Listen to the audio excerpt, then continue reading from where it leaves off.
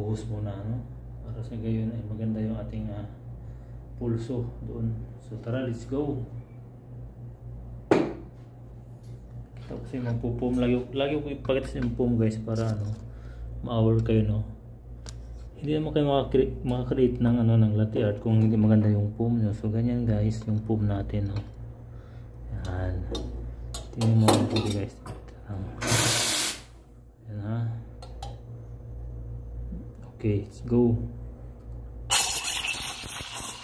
Lubog.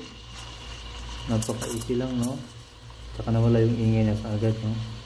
Kontrolin mo lang yung momentum niya sa paglalat sa ano, sa nozzle niya, yung steaming one. Patayin mo na. Pag alam nang mainit, patayin mo na siya. Yan lang ka-easy guys ang ating foaming, no. Tapos top swirl lang, top swirl. Ay, ang linis ng mga guys, oh.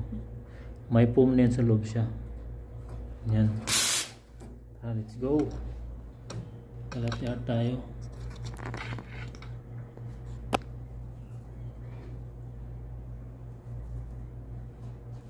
Yan guys, no.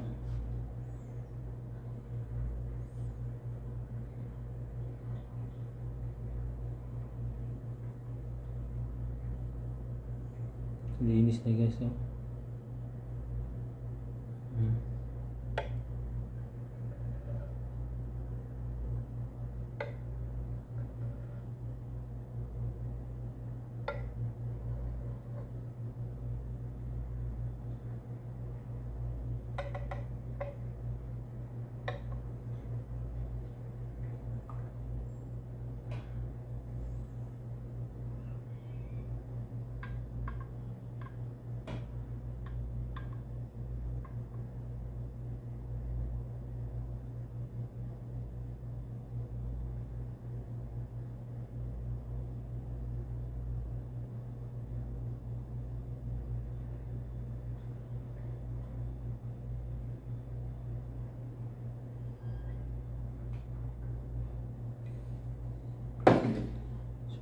Ito ating drawing ngayon guys.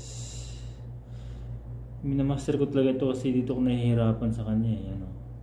Yung unicorn na to, mahirap ito practicein guys, no. Itong unicorn pag hindi mo alam yung pattern nya.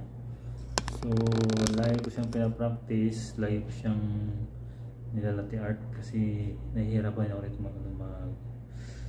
mag-adjust sa kanyang pattern. So thank you guys for watching. It's Master Ramsey here.